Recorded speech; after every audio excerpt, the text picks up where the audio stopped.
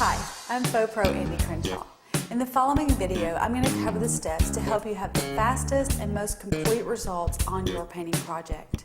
Even though prep is not the most fun part of the job, it is one of the most important.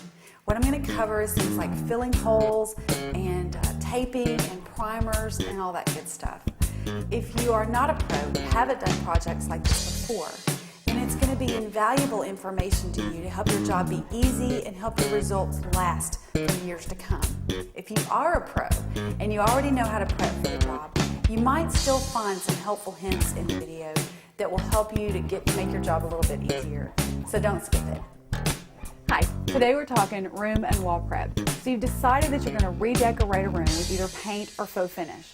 And if you've not chosen your paint colors yet, it's time to choose them before you start your prep work. What you can do is you can go to your local paint or home improvement store, and they have all kinds of cards like these with great colors on them to choose from. So you choose one of those colors, and then they'll mix a sample portion of that paint for you. So you can take it home, put a little bit on your wall, maybe a square this size or this size, so that you can really tell what that color is going to look like in your room with your lighting or the flooring or whatever else you're going to be keeping in that room. Colors do change when you get them in different lighting. The other thing is, if you're choosing to do faux finish, then you want to know exactly what type of faux finish you're going to do before you start your prep work. So much depends on what's going to go on top of the work that you're doing. So, for instance, if you have texture in your faux finish, there are steps you don't have to take. If you have sheen, there are other steps that you do. So you really don't want to add any extra steps or make it more difficult for yourself than you have to, and you certainly don't want your room torn up any longer than you have to have it. In this video, what we're going to do is we're going to show you exactly how to prep most rooms for faux finish or paint. If you also ordered the room prep kit that goes with this video, then you'll have all of the items and the tools that you'll need that we'll be using throughout the video to prepare your room. Following these steps will save you a lot of time, a lot of guesswork, and even money. Prep work is pretty boring. It's not the most exciting part of the job, but it does make a huge difference in your finished product. So let's get started. Okay, step one, clear your workspace. You must clear the space to make sure you have plenty of room to work in.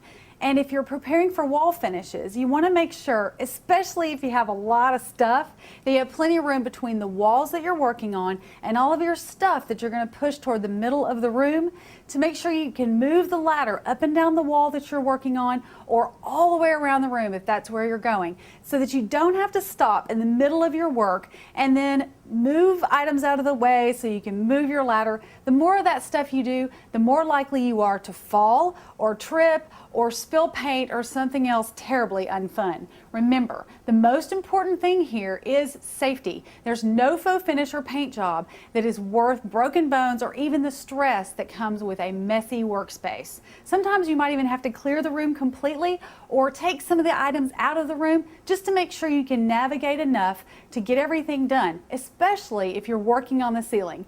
Okay, Jared, get on that. 1, 2, 3, 4.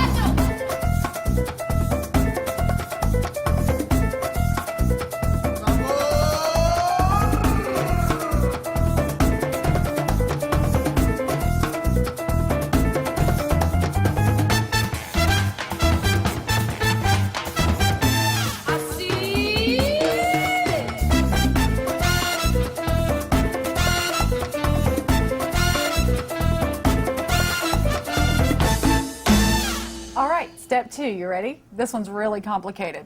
These are just switch plate covers, and then the rest of the things that kind of stick to the wall. There's a lot of doodads around your house that are attached to the wall. With switch plate covers, it's very simple. It just takes a flathead screwdriver, and in this case, there are a lot of screws. So I want to use a power tool. Okay, that gets it done a lot faster than the other way. The other thing that we're going to do is we're going to make sure that we attach our screws to the back of here with a little bit of painter's tape. A lot of times there'll be different lengths depending on what plate they go with. So we want to make sure that we just keep them with this specific one when we go back to put them in. It'll be a lot easier. So all I have to do is lay this down, take a couple of pieces of painter's tape, and tape over where they'll all stay right with this. This is a lot easier than digging back through each one of the screws and the plates and trying to figure it out of a bowl or a bag. See? Perfect.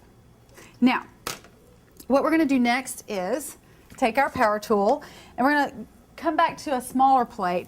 This one only has one screw, and a lot of times there are different sizes of the cutouts. So then what you want to do if you want to replace these is, because maybe they're cracked or they're just not as pretty as you want them to be, is take this one to the home improvement store, and then you'll be sure to get the correct one to replace this cover and have something nice and pretty here that maybe matches your finish. And we'll tape this one in just a minute. Now, this is a cable outlet, and it's a little bit different in that it takes a Phillips head screwdriver. Some are different, but this one definitely takes a Phillips head. So I'm going to change out my bit. Because these screws are a little bit longer,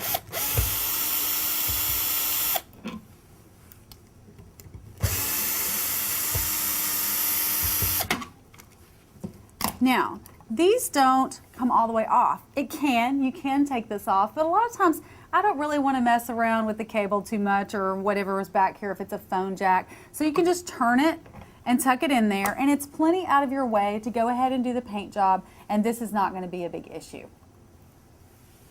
So then you're going to run into things like this. Your thermostats, your doorbells, and a few other things just don't come off the wall. They might have little plastic covers that you can take off, but the easiest thing to do is just tape around them and let them stay there. Now what we're going to do is repair a few places on the walls. You have to, of course, remove any nails or screws or hooks or anything that you had pictures hanging on before you do that. Sometimes they'll pull out this easily, or sometimes they're in there a little tighter, and you've got to use your hammer to get those out. You just set these aside. If you're going to put your pictures right back in the same spot, then you're going to want that same nail. Now, the other thing is, we have other scarred places on this wall aside from where we had our hooks. This is just family and kids, I think.